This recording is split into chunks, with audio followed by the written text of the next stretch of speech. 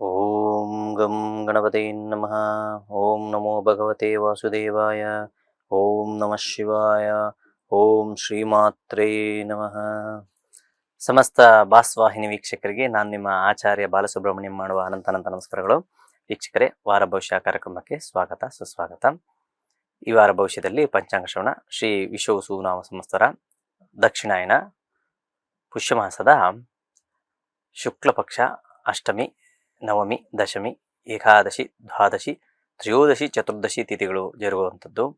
ಈ ವಾರದ ಒಂದು ರಾಶಿ ಗೋಚಾರ ಫಲ. ಚಂದ್ರ ಹಾಗೂ ಶನಿ ಭಾಗವತ್ವರರು ಮೀನರಾಶಿಯಲ್ಲಿ ಸ್ಥಿತರಾಗಿದ್ದಾರೆ. ಅದೇ ರೀತಿ ಶುಕ್ರ, ಕುಜ ಹಾಗೂ ರವಿಯ ಸ್ಥಿತಿ ಧನುಸ್ಸು ರಾಶಿಯಲ್ಲಿದೆ. ಕೇತು ಸಿಂಹರಾಶಿಯಲ್ಲಿ, ಕುಂಭರಾಶಿಯಲ್ಲಿ ರಾಹು ಭಗವಾನರು, ಅದೇ ರೀತಿ ವೃಶ್ಚಿಕ ರಾಶಿಯಲ್ಲಿ ಬುಧರು. ಈ ಆಧಾರವನ್ನು ನೋಡಿ ರಾಶಿ ಗೋಚಾರ ಫಲವನ್ನು ನಾವು ನಿರ್ಣಯ ಮಾಡಬೇಕು. ಮೇಷರಾಶಿಯಲ್ಲಿ ಜನನವಾಗಿರೋರಿಗೆ ಭಾಗ್ಯೋದಯವಾಗುವಂಥದ್ದು. ಏನಪ್ಪ 7:30 ಟೈಮಲ್ಲಿ ಭಾಗ್ಯೋದಯ ಹೇಗಾಗುತ್ತೆ ಅನ್ನೋ ಒಂದು ಪ್ರಶ್ನೆ ಬಂದಾಗ, ಲಗ್ನಾಧಿಪತಿ ಅಥವಾ ರಾಶ್ಯಾಧಿಪತಿಯಾದಂತಹ ಕುಜ, ಮೇಷರಾಶಿಯ ಅಧಿಪತಿಯಾದಂತಹ ಕುಜ ಭಾಗ್ಯಭಾವದಲ್ಲಿ ಸ್ಥಿತನಾದಾಗ ಏನೋ ಒಂದು ರೀತಿಯಾದಂತಹ ಭಾಗ್ಯ ಪಿತೃಗಳಿಂದ ನಿಮಗೆ, ಅಂದರೆ ನಿಮ್ಮ ಹಿರಿಯರಿಂದ ಆಗಿರ್ಬೋದು, ನಿಮ್ಮ ಅಜ್ಜ ತಾತ ಅಥವಾ ನಿಮ್ಮ ತಂದೆ ಅಥವಾ ನಿಮ್ಮ ಸಹೋದರರು, ನಿಮಗಿಂತ ಹಿರಿಯರು, ನಿಮ್ಮ ಮೇಷ್ಟ್ರಾಗಿರ್ಬೋದು, ನಿಮ್ಮ ಬಾಸ್ ಆಗಿರ್ಬೋದು, ಇಂಥವರಿಂದ ನಿಮಗೆ ಅತ್ಯಂತ ಶುಭಕರವಾದಂತಹ ವಿಚಾರವನ್ನು ಕೇಳುವಂಥದ್ದಾಗಿರ್ಬೋದು. ಹಣಕಾಸಿನ ವಿಚಾರದಲ್ಲಿ ಸುಧಾರಣೆಯನ್ನು ಕಾಣುವಂಥದ್ದು. ಪ್ರಮುಖವಾಗಿ ನಿಮ್ಮ ಒಂದು ಬಿಸ್ನೆಸ್ ಮಾಡುವಂಥ ಜಾಗದಲ್ಲೂ ಸಹ ಅದ್ಭುತವಾದಂತಹ ಘಟನೆಗಳು ಅಂತಲೇ ಹೇಳ್ಬೋದು. ಏನೋ ಒಂದು ರೀತಿಯಂಥ ಮಿರಾಕಲ್ಸ್ ಸಹ ನಡೆಯುವಂಥ ಸಾಧ್ಯತೆಗಳು ಹೆಚ್ಚಾಗಿರ್ತದೆ. ಆರೋಗ್ಯದಲ್ಲಿ ಸ್ವಲ್ಪ ಏರುಪೇರುಗಳು, ಕಾಲಿಗೆ ಸಂಬಂಧಪಟ್ಟಂತಹ ನೋವುಗಳನ್ನು ಕಾಣುವಂಥ ಸಾಧ್ಯತೆಗಳಿರ್ತದೆ. ಇದನ್ನು ಹೊರತುಪಡಿಸಿದ್ರೆ ಮಿಕ್ಕೆಲ್ಲ ವಿಚಾರದಲ್ಲೂ ಸಂಪೂರ್ಣ ಶುಭಫಲಗಳನ್ನು ಕಾಣ್ತೀರಾ. ಆರೋಗ್ಯಕ್ಕಾಗಿ ಹಾಗೂ ಮಾನಸಿಕಕ್ಕಾಗಿ ಸಣ್ಣ ಪರಿಹಾರ, ಹನುಮಂತನ ಸ್ಮರಣೆ ಬೇಕೇ ಬೇಕಾಗುತ್ತೆ. ಜೊತೆಗೆ ಚಂದ್ರಶೇಖರ ಅಥವಾ ಈಶ್ವರನ ಒಂದು ಸ್ಮರಣೆ ಮಾಡಿದ್ರೆ ತುಂಬ ಒಳ್ಳೆಯದಾಗುತ್ತೆ. ಬುಧವಾರ, ಗುರುವಾರ, ಶುಕ್ರವಾರ ಶುಭವಾರಗಳಾಗಿರ್ತವೆ. ಮುಂದಿನ ರಾಶಿ ವೃಷಭ ರಾಶಿ. ವೃಷಭ ರಾಶಿಯಲ್ಲಿ ಜನನವಾಗಿರುವ ರಾಶ್ಯಾಧಿಪತಿಯಾದಂಥವನು ಪೀಡಿತನಾಗಿದ್ದಾನೆ ರವಿಯಿಂದ. ಆದರೆ ಗುರುವಿನ ಬಲ ಅತಿ ಹೆಚ್ಚಾಗಿದೆ. ಗುರುವು ಮಿಥುನ ರಾಶಿಯಲ್ಲಿ ಸಂಚಾರ ಮಾಡಿದಷ್ಟು ಕಾಲಗಳು ನಿಮಗೆ ಗುರುವಿನ ಬಲ ಹೆಚ್ಚಾಗಿರುತ್ತೆ. ಆದರೆ ಗುರುವು ಅಷ್ಟಮ ಲಾಭಾಧಿಪತಿಯಾಗಿ ಅಷ್ಟಮದಂತೆ ಸ್ವಲ್ಪ ಮಟ್ಟಿಗೆ ಸಮಸ್ಯೆಯನ್ನು ಕೊಟ್ಟರೂ ಸಹ ಲಾಭವನ್ನು ಗಳಿಸುವಂಥ ಸಾಧ್ಯತೆಗಳು ಹೆಚ್ಚಾಗಿರ್ತದೆ. ಜೊತೆಗೆ ನೀವು ಅಂದುಕೊಂಡಂತಹ ಕೆಲಸ ಕಾರ್ಯಗಳು ಸರಿಯಾದ ಸಮಯಕ್ಕೆ ಆಗುವಂಥದ್ದು, ಇದು ಪ್ರಮುಖವಾಗಿ ಯೋಚನೆ ಮಾಡಬೇಕು. ಸರಿಯಾದ ಸಮಯಕ್ಕೆ ನಿಮ್ಮ ಕೆಲಸ ಕಾರ್ಯಗಳು ಯಶಸ್ಸನ್ನು ಕಾಣುವಂಥದ್ದು. ಮಾನಸಿಕ ವಿಚಾರದಲ್ಲಿ ಸಂಪೂರ್ಣ ಶುಭಫಲಗಳನ್ನು ಕಾಣ್ತೀರಾ. ಆರ್ಥಿಕ ವಿಚಾರದಲ್ಲಿ ಸ್ವಲ್ಪ ಏರುಪೇರುಗಳನ್ನು ಕಂಡರೂ ಸಹ ಒಂದು 2 ದಿವಸ 3 ದಿವಸ ತಿರ್ಗಾ ಚೇತರಿಸ್ಕೊಳ್ಳುವಂಥ ಸಾಧ್ಯತೆಗಳು ಹೆಚ್ಚಾಗಿರುತ್ತೆ. ಆರೋಗ್ಯದಲ್ಲೂ ಸಹ ಅದ್ಭುತವಾದಂತಹ ವಾರವನ್ನು ನೀವು ಖಂಡಿತ ಕಾಣ್ಬೋದಂಥದ್ದು. ಓದುವಂಥ ಮಕ್ಕಳಿಗಂತೂ ಖಂಡಿತವಾಗ್ಲೂ ನಿಮ್ಮ ನಿರೀಕ್ಷೆಗೆ ಮೀರಿದಂತಹ ಅಂಕಗಳನ್ನು ಸಹ ನೀವು ಪ್ರಯತ್ನ ಮಾಡಿದ್ರೆ ಗಳಿಸ್ತೀರಾ. ಸರಿ, ಪರಿಹಾರ ರೂಪಕವಾಗಿ ಏನು ಮಾಡಿದ್ರೆ ಒಳ್ಳೆಯದಂದರೆ ವಿನಾಯಕನ ಒಂದು ಸ್ಮರಣೆ ಮಾಡಿ, ತುಂಬ ಒಳ್ಳೆಯದು. ಸೋಮವಾರ, ಮಂಗಳವಾರ ಹಾಗೂ ಬುಧವಾರ ಶುಭವಾರಗಳಾಗಿರ್ತವೆ. ಮುಂದಿನ ರಾಶಿ ಮಿಥುನ ರಾಶಿ. ಮಿಥುನ ರಾಶಿಯಲ್ಲಿ ಜನನವಾಗಿರೋರಿಗೆ ಸ್ವಲ್ಪ ತಿರುಗಾಟದಿಂದ ರಿಲ್ಯಾಕ್ಸ್ ಆಗುವಂಥದ್ದು, ಏನೋ ಒಂದು ರೀತಿಯಾದ ಸಪ್ತಮ ಸ್ಥಾನದಲ್ಲಿ ರವಿ ಕುಜ ಶುಕ್ರರ ಒಂದು ಸಂಯೋಗ ಸ್ಥಿತವಾದಾಗ ಏನೋ ಒಂದು ರೀತಿಯಂತಹ ಕೆಲಸ ಕಾರ್ಯಗಳು ನಿಧಾನಕ್ಕಾದ್ರೆ ಆಗಲಿ ಬಿಡಿ, ಏನು ಅಂಥದ್ದು ಏನು ಕಾಲ ಮಿಂಚಿಲ್ಲ ಅನ್ನೋ ಒಂದು ಥಾಟ್ ಬರುವಂಥ ಸಾಧ್ಯತೆಗಳು ಹೆಚ್ಚಾಗಿರ್ತದೆ. ಆದರೆ ಖಂಡಿತವಾಗ್ಲೂ ಅದರ ಚಿಂತೆ ಮಾಡೋಕೆ ಹೋಗಬೇಡಿ. ಕೆಲಸ ಕಾರ್ಯಗಳು ಸರಿಯಾದ ಸಮಯಕ್ಕೆ ಆಗಬೇಕು ಅಂದರೆ ನೀವು ಚಾಕಚಕ್ಯತೆಯಿಂದ ಇರುವಂಥದ್ದು ಅತಿ ಮುಖ್ಯವಾಗುತ್ತೆ. ಹಣಕಾಸಿನ ವಿಚಾರದಲ್ಲಿ ಸ್ವಲ್ಪ ಗೊಂದಲ ಮೂಡುವಂಥ ಸಾಧ್ಯತೆಗಳಿರ್ತದೆ. ಪ್ರಮುಖವಾಗಿ ಸ್ನೇಹಿತರಿಂದ ಸ್ವಲ್ಪ ಸಮಸ್ಯೆಗಳು, ಅಂದರೆ ಹಣಕಾಸಿನ ವಿಚಾರದಲ್ಲಿ ಸ್ವಲ್ಪ ಸಮಸ್ಯೆಯನ್ನು ಅನುಭವಿಸ್ತೀರಾ. ಅದನ್ನು ಹೊರತುಪಡಿಸಿದ್ರೆ ಕರ್ಮಸ್ಥಾನದಲ್ಲಿ ಕರ್ಮಾಧಿಪತಿಯಾದಂತಹ ಶನಿ ಸ್ಥಿತನಾಗಿದ್ದಾನೆ. ಈಗ ಚಂದ್ರನು ಸಹ ಸಂಚಾರ ಮಾಡಬೇಕಾದ್ರೆ ನಿಮ್ಮ ಕೆಲಸದಲ್ಲಿ ಅಭಿವೃದ್ಧಿಯನ್ನು ಸಹ ಕಾಣುವಂಥ ಸಾಧ್ಯತೆಗಳು ಹೆಚ್ಚಾಗಿರ್ತದೆ. ಈ ರೀತಿ ದ್ವಂದ್ವಾಗಿರುವಾಗ ನಾವು ಏನು ಮಾಡಿದ್ರೆ ಒಳ್ಳೆಯದು? ಇನ್ನೂ ಒಂದು ವಿಚಾರ ಅಂದರೆ ಪತಿ ಪತ್ನಿಯಲ್ಲಿ ಸ್ವಲ್ಪ ಕಿರಿಕಿರಿ ಆಗುವಂಥ ಸಾಧ್ಯತೆ ಇರ್ತದೆ. ಅದನ್ನು ಗಮನ ಹರಿಸಿದ್ರೆ ಒಳ್ಳೆಯದು. ಅಥವಾ ನಿಮ್ಮ ವ್ಯಾಪಾರ ವ್ಯವಹಾರ ಸ್ಥಳಗಳಲ್ಲೂ ಸ್ವಲ್ಪ ಮಟ್ಟಿಗೆ ಕಿರಿಕಿರಿ ಆಗುವಂಥ ಸಾಧ್ಯತೆ ಇರ್ತದೆ. ಏನಪ್ಪ ಏನು ಮಾಡಿದ್ರೆ ಒಳ್ಳೆಯದು ಅಂದರೆ, ನೀವು ಸಾಕ್ಷಾತ್ ಪಾರ್ವತಿ ಪರಮೇಶ್ವರರ ಸ್ಮರಣೆ ಮಾಡಿ, ಖಂಡಿತ ಒಳ್ಳೆಯದಾಗುತ್ತೆ. ಜೊತೆಗೆ ಸೂರ್ಯನಾರಾಯಣನ ಸ್ಮರಣೆ ಮಾಡಿ, ತುಂಬ ಒಳ್ಳೆಯದಾಗುತ್ತೆ. ನಿಮಗೆ ಸೋಮವಾರ, ಮಂಗಳವಾರ ಹಾಗೂ ಬುಧವಾರ ಶುಭವಾರಗಳಾಗಿರ್ತವೆ. ಮುಂದಿನ ರಾಶಿ ಕರ್ಕಾಟಕ ರಾಶಿ. ಕರ್ಕ ರಾಶಿಯಲ್ಲಿ ಜನನವಾಗಿರೋರಿಗೆ ಗುರುವಿನ ಬಲ ಕಮ್ಮಿ ಇರ್ಬೋದು, ಆದರೆ ಶನಿಯ ಒಂದು ಬಲವು ಹೆಚ್ಚಾಗಿದೆ. ಜೊತೆಗೆ ನಿಮ್ಮ ಒಂದು ಕ್ಷೇತ್ರಾಧಿಪತಿಯಾದಂತಹ ಚಂದ್ರ ಶನಿಯೊಟ್ಟಿಗೆ ಇದ್ದಾಗ ಮನಸ್ಸು ಸ್ವಲ್ಪ ಚಂಚಲತೆ ಹೆಚ್ಚಾಗುವಂಥ ಸಾಧ್ಯತೆ ಇರುತ್ತದೆ. ಮಾನಸಿಕವಾಗಿ ಸ್ವಲ್ಪ ಏನೋ ಕಸಿಬಿಸಿ ಆಗುವಂಥದ್ದು. ಆರೋಗ್ಯದಲ್ಲಿ ಹೇಳೋದಾದ್ರೆ ಸಂಪೂರ್ಣವಾದಂತಹ ಶುಭಫಲಗಳನ್ನು ಕಾಣ್ತೀರಾ. ಹಣಕಾಸು ವಿಚಾರದಲ್ಲಿ ಸುಧಾರಣೆಯನ್ನು ಕಾಣ್ತೀರಾ. ಸಂಪೂರ್ಣ ಕ್ಲಿಯರ್ ಆಗಿದೆ ಅನ್ನೋದಕ್ಕಿಂತ ಸುಧಾರಣೆಯನ್ನು ಕಾಣುವಂಥದ್ದು, ಲವಲವಿಕೆ ಜೀವನವನ್ನು ಸಾಗಿಸುವಂಥದ್ದು. ಜೊತೆಗೆ ಓದುವಂಥ ಮಕ್ಕಳಿಗೆ ಉತ್ತರೋತ್ತರ ಅಭಿವೃದ್ಧಿ. ಪಂಚಮ ಸ್ಥಾನದಲ್ಲಿ ಬುಧ ಸ್ಥಿತನಾದಾಗ ಜ್ಞಾನಾರ್ಜನೆ ಹೆಚ್ಚಾಗುವಂಥದ್ದು. ಲಘು ದೂರ ಪ್ರಯಾಣದಿಂದ ಸ್ವಲ್ಪ ಸಮಾಧಾನವನ್ನು ಸಹ ಸಿಗುವಂಥ ಸಾಧ್ಯತೆಗಳು ಹೆಚ್ಚಾಗಿರ್ತದೆ. ದೈವ ದರ್ಶನಗಳಿಂದ ನಿಮಗೆ ಸಮಾಧಾನವನ್ನು ಸಿಗುವಂಥದ್ದು. ಸರಿ, ಏನಾದರೂ ಸಣ್ಣ ಪುಟ್ಟ ಸಮಸ್ಯೆಗಳಿಗೆ ಪರಿಹಾರ ಏನಾದರೂ ಇದೆಯಾ ಅನ್ನೋದಾದರೆ ನಾರಾಯಣನ ಒಂದು ಸ್ಮರಣೆ ಮಾಡಿ, ತುಂಬ ಒಳ್ಳೆಯದಾಗುತ್ತೆ. ಜೊತೆಗೆ ನಿಮಗೆ ಬಂದು ಶುಕ್ರವಾರ, ಶನಿವಾರ ಹಾಗೂ ಭಾನುವಾರ ಶುಭವಾರಗಳಾಗಿರ್ತವೆ. ಮುಂದಿನ ರಾಶಿ ಸಿಂಹರಾಶಿ. ಸಿಂಹರಾಶಿಯಲ್ಲಿ ಜನರು ಪಂಚಮ ಸ್ಥಾನದಲ್ಲಿ ರಾಷ್ಟ್ರಾಧಿಪತಿಯನ್ನು ಸ್ಥಿತನಾಗಿದ್ದಾನೆ.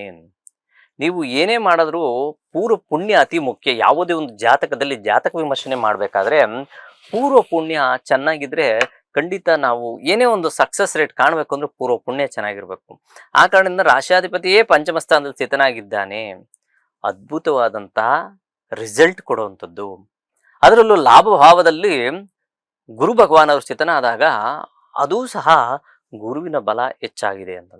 ಅಷ್ಟಮ ಶನಿಯ ಒಂದು ಸಮಸ್ಯೆಯಿಂದ ಸ್ವಲ್ಪ ಬಳಲ್ತೀರಾ. ಯಾವ ರೀತಿ ಅಂದ್ರೆ ಬ್ಯಾಕ್ ಪೇನ್ ಬರುವಂಥದ್ದಾಗಿರ್ಬೋದು, ಕಾಲುಗಳ ನೋವು ಬರುವಂಥದ್ದು, ಈ ರೀತಿ ಸಮಸ್ಯೆ ಅನುಭವಿಸ್ತೀರಾ. ಇದೊಂದು ಬಿಟ್ರೆ ಸಂಪೂರ್ಣ ಶುಭಫಲಗಳನ್ನ ಕಾಣ್ತೀರಾ. ಮುಂಗೋಪವನ್ನ ಸ್ವಲ್ಪ ಕಮ್ಮಿ ಮಾಡ್ಕೊಂಡ್ರೆ ಒಳ್ಳೇದು. ಏನಪ್ಪ ಏನ್ ಮಾಡಿದ್ರೆ ಒಳ್ಳೇದು? ವಿನಾಯಕನ ಸ್ಮರಣೆ ಮಾಡಿ, ತುಂಬಾ ಒಳ್ಳೇದಾಗುತ್ತೆ. ಹನುಮಂತನ ಸ್ಮರಣೆ ಮಾಡಿದ್ರು ಸಹ ತುಂಬಾ ಒಳ್ಳೇದಾಗುತ್ತೆ. ನಿಮಗೆ ಮಂಗಳವಾರ, ಬುಧವಾರ ಹಾಗೂ ಗುರುವಾರ ಶುಭವಾರಗಳಾಗಿರ್ತವೆ. ಮುಂದಿನ ರಾಶಿ ಕನ್ಯಾ ರಾಶಿ. ನೋಡಿ, ಕನ್ಯಾ ರಾಶಿಯಲ್ಲಿ ಜನನವಾಗಿರೋರಿಗೆ ಅಂದ್ಕೊಂಡಂತಹ ಕೆಲಸ ಕಾರ್ಯಗಳು ಸ್ವಲ್ಪ ಏರುಪೇರ ಆಗುವಂತ ಸಾಧ್ಯತೆಗಳು. ಏನೋ ಯೋಚನೆ ಮಾಡಿರ್ತೀರಾ, ಆ ಯೋಚನೆಗೆ ಸ್ವಲ್ಪ ವಿರುದ್ಧವಾಗಿ ಕುಟುಂಬಸ್ಥರು ನಡೆದುಕೊಳ್ಳುವಂತ ಸಾಧ್ಯತೆ ಇರ್ತದೆ. ಅದ್ರ ಬಗ್ಗೆ ಸ್ವಲ್ಪ ಗಮನ ಹರಿಸ್ರಿ. ಅಣ್ಣ ತಮ್ಮಂದರಿಂದ ನಿಮ್ಗೆ ಏನೋ ಒಂದು ರೀತಿಯಂತ ಸಮಾಧಾನವಾದಂತಹ ವಿಚಾರಗಳು ಕೇಳುವಂಥದ್ದು. ಗುರುವಿನ ಆಶೀರ್ವಾದಗಳು, ಯಾರೋ ನಿಮ್ಮ ಹಳೆಯ ಗುರುರಿದ್ರು ಅಥವಾ ಯಾರೋ ಪರಿಚಯರವರು ಗುರು ಸಮಾನರಾಗಿದ್ರು, ಅವರಿಂದ ನಿಮ್ಗೆ ಒಳ್ಳೆಯ ಮಾರ್ಗದರ್ಶನ ಸಿಗುವಂಥದ್ದು. ಪಿತೃವರ್ಗದಿಂದ ಮಾತೃವರ್ಗದಿಂದ ಒಳ್ಳೆ ಅದ್ಭುತವಾದಂತಹ ಒಂದು ವಿಚಾರವನ್ನು ಕೇಳುವಂಥದ್ದು. ಹಣಕಾಸಿನ ವಿಚಾರದಲ್ಲಿ ಏನೋ ಒಂದು ಸಹಾಯ ಸಿಗುವಂಥದ್ದು ಹಿರಿಯರಿಂದ ಪ್ರಮುಖವಾಗಿ. ಇದು ಒಂದು ರೀತಿಯಾದಂತಹ ವಿಶೇಷವಾದಂತಹದ್ದು. ಸರಿ, ಏನು ಮಾಡಿದ್ರೆ ಏನಾದ್ರು ಚಿಕ್ಕ ಪುಟ್ಟ ಸಮಸ್ಯೆಗಳಿದ್ದೇ ಇರ್ತದೆ. ಏನ್ ಮಾಡಿದ್ರೆ ಒಳ್ಳೇದು ಅಂದ್ರೆ ಸಾಕ್ಷಾತ್ ಲಕ್ಷ್ಮೀ ನಾರಸಿಂಹನ ಒಂದು ಸ್ಮರಣೆ ಮಾಡಿ, ತುಂಬಾ ಒಳ್ಳೆಯದಾಗುತ್ತೆ. ಜೊತೆಗೆ ನಿಮಗೆ ಶನಿವಾರ, ಭಾನುವಾರ ಹಾಗೂ ಸೋಮವಾರ ಶುಭವಾರಗಳಾಗಿರ್ತವೆ.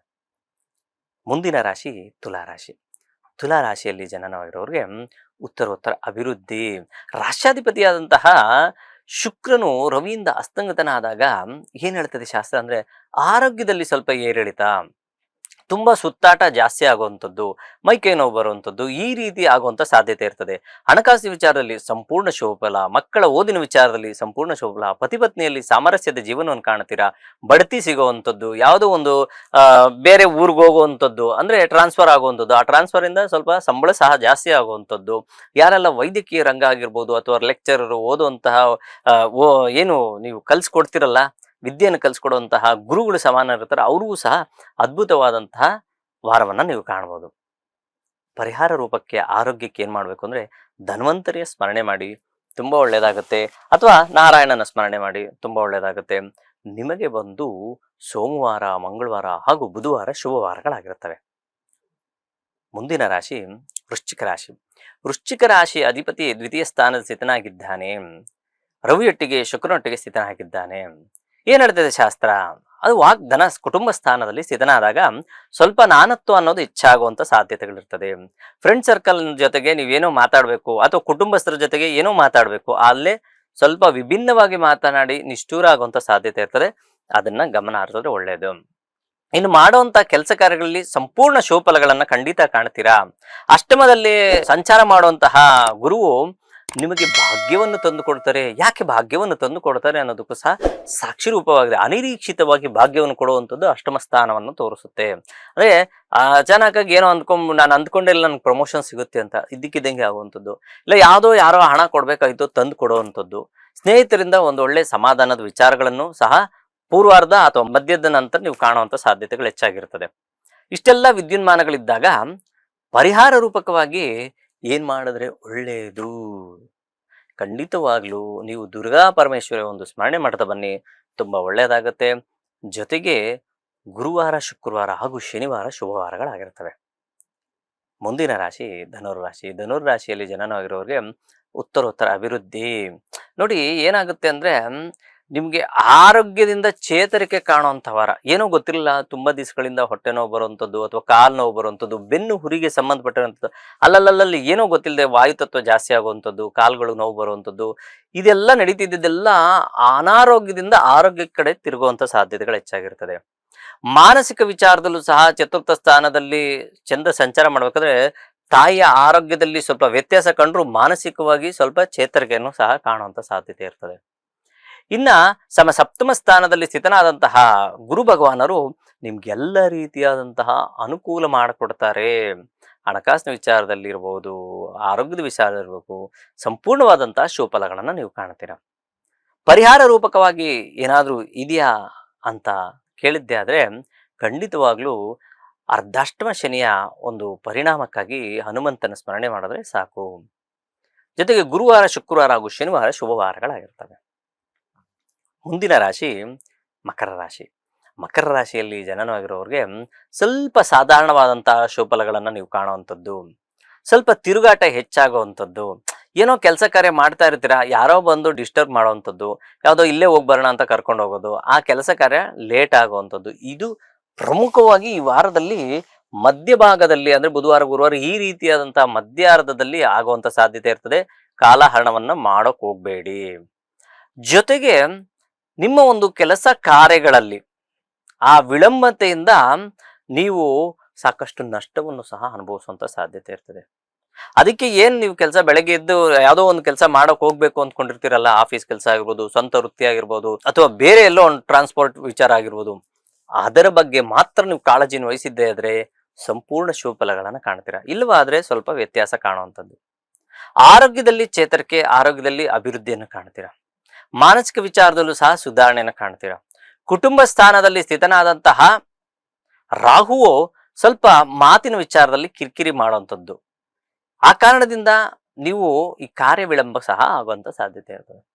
ಸರಿ, ಪರಿಹಾರ ರೂಪಕವಾಗಿ ಏನ್ ಮಾಡ್ಕೊಂಡ್ರೆ ಒಳ್ಳೆಯದು ಅನ್ನೋದಾದ್ರೆ ಖಂಡಿತವಾಗ್ಲೂ ಹೆಣ್ಣು ದೇವರ ಒಂದು ಸ್ಮರಣೆ ಹೋಗಿ ತುಂಬಾ ಒಳ್ಳೇದಾಗುತ್ತೆ. ರಾಜರಾಜೇಶ್ವರಿ, ಅಂಬಾಭವಾನಿ, ದುರ್ಗೆ ಅಥವಾ ನಿಮ್ ಕಾಳೆ ಈ ರೀತಿಯಾದಂತ ಯಾವ ಒಂದು ದೇವರುಗಳಿಗೂ ಹೋಗಿ ನಮಸ್ಕಾರ ಮಾಡಿದ್ದಾದ್ರು ಅಥವಾ ನಿಮ್ಮ ಮನೆಯಲ್ಲೇ ಕೂತ್ಕೊಂಡು ಪೂಜೆ ಅಥವಾ ಧ್ಯಾನ ಮಾಡಿದ್ದೆ ಆದ್ರೆ ಸಂಪೂರ್ಣ ಶುಭಫಲಗಳನ್ನ ಕಾಣ್ತೀರಾ.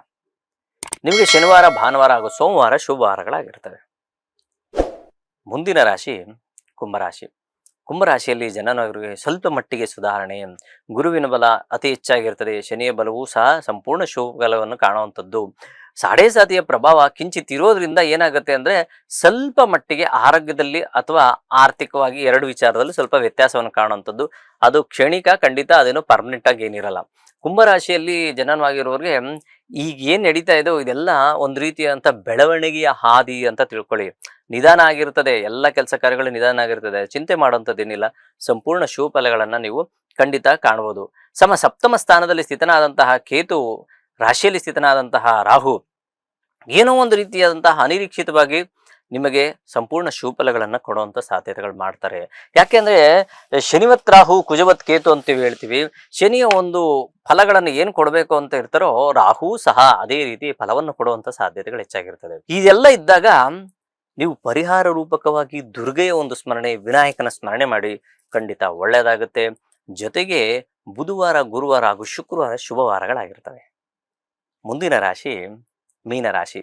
ಮೀನರಾಶಿಯಲ್ಲಿ ಜನರವರು ಸಂಪೂರ್ಣವಾದಂತಹ ಆರೋಗ್ಯವನ್ನು ಗಳಿಸುವಂಥದ್ದು, ಮಾನಸಿಕ ವಿಚಾರದಲ್ಲೂ ಸಂಪೂರ್ಣ ಶುಭಫಲಗಳನ್ನು ಕಾಣ್ತೀರಾ, ಆರ್ಥಿಕ ವಿಚಾರದಲ್ಲೂ ಸಹ ಸಂಪೂರ್ಣ ಶುಭಫಲಗಳನ್ನು ಕಾಣ್ತೀರಾ. ನೀವು ಅಂದುಕೊಂಡಂತಹ ಕೆಲಸ ಕಾರ್ಯಗಳಾಗಿರ್ಬೋದು, ಸಂಬಳವಾಗಿರ್ಬೋದು, ಅಥವಾ ನಿಮ್ಮ ಪ್ರಮೋಷನ್ ಆಗಿರ್ಬೋದು, ಅಥವಾ ಯಾವುದೋ ಒಂದು ಊರಿಗೆ ಹೋಗ್ಬೇಕು, ಅಲ್ಲಿ ಹೋದ್ರೆ ನನಗೆ ಯಾವುದೋ ಒಂದು ಪ್ರಾಜೆಕ್ಟ್ ಸಿಗುತ್ತೆ ಅನ್ನೋಂಥ ಸಂದರ್ಭವೂ ಸಹ ಉಂಟಾಗುವಂಥ ಸಾಧ್ಯತೆ. ರಿಯಲ್ ಎಸ್ಟೇಟ್ ಅಲ್ಲಿ ಯಾರೆಲ್ಲ ವರ್ಕ್ ಮಾಡ್ತಿರ್ತಾರೋ ಅಂಥವ್ರಿಗೂ ಸಹ ಭೂಮಿಗೆ ವಿಚಾರದ ಸಂಬಂಧಪಟ್ಟಿರುವಂಥದ್ದು, ಜಲಕ್ಕೆ ಸಂಬಂಧಪಟ್ಟಿರುವಂಥದ್ದು. ಈ ಜಲ ಅಂದಿದ ತಕ್ಷಣ ನೀರೇ ಅಂತಲ್ಲ, ಪೆಟ್ರೋಲ್ ಆಗಿರ್ಬೋದು ಅಥವಾ ಹಾಲ್ ಆಗಿರ್ಬೋದು, ಈ ರೀತಿಯ ಮೊಸರು, ಈ ರೀತಿಯಾದಂಥ ದ್ರವಕ್ಕೆ ಸಂಬಂಧಪಟ್ಟಿರುವಂಥ ಯಾರೆಲ್ಲ ಬಿಸ್ನೆಸ್ ಮಾಡ್ತಿರೋ ಅವ್ರಿಗೂ ಸಹ ಸಂಪೂರ್ಣ ಶುಭಫಲಗಳನ್ನು ಖಂಡಿತ ನೀವು ನಿರೀಕ್ಷಿಸಬಹುದು. ನೀವು ಮಾಡಬೇಕಾಗಿರುವಂತಹ ಪರಿಹಾರ ಏನಂದ್ರೆ ಹನುಮಂತನ ಸ್ಮರಣೆ ಬೇಕೇ ಬೇಕು. ಜೊತೆಗೆ ಗುರುಗಳ ಸ್ಮರಣೆ ಮಾಡಿದ್ರೆ ಸಂಪೂರ್ಣ ಶುಭಫಲಗಳನ್ನು ಕಾಣ್ತೀರಾ. ನಿಮಗೆ ಗುರುವಾರ, ಶುಕ್ರವಾರ ಹಾಗೂ ಶನಿವಾರ ಶುಭವಾರಗಳಾಗಿರುತ್ತವೆ ಅಂತ ಹೇಳ್ತಾ ಈ ವಾರದ ಒಂದು ರಾಶಿ ಭವಿಷ್ಯಕ್ಕೆ ವಿರಾಮವನ್ನು ಕೊಡ್ತಿದ್ದೀನಿ. ಪ್ರಪಂಚದಲ್ಲಿರುವ ಪ್ರಾಣಿ, ಪಕ್ಷಿ, ಜೀವರಾಶಿ, ಸಸ್ಯಚರ, ಜಲಚರ ಎಲ್ಲರೂ ಚೆನ್ನಾಗಿರಲಿ ಅಂತ ಭಾವಿಸೋಣ. ಎಲ್ಲರೂ ಸಮಾನ ಮನಸ್ಕರಾಗಿ ನೋಡೋಣ. ಎಲ್ಲರಿಗೂ ನಮಸ್ಕಾರ. ಲೇಟೆಸ್ಟ್ ಹಾಗೂ ಇಂಟ್ರೆಸ್ಟಿಂಗ್ ಸುದ್ದಿಗಳಿಗಾಗಿ ಬಾಸ್ ಟಿವಿ ಕನ್ನಡ ಚಾನೆಲ್ನ ಸಬ್ಸ್ಕ್ರೈಬ್ ಮಾಡಿ. ಹಾಗೆಯೇ ಬೆಲ್ ಐಕಾನ್ ಪ್ರೆಸ್ ಮಾಡಿ. ಇದರ ಜೊತೆಗೆ ಫೇಸ್ಬುಕ್, ಇನ್ಸ್ಟಾಗ್ರಾಮ್, ಎಕ್ಸ್ ನಲ್ಲೂ ಮಿಸ್ ಮಾಡದೆ ಫಾಲೋ ಮಾಡಿ.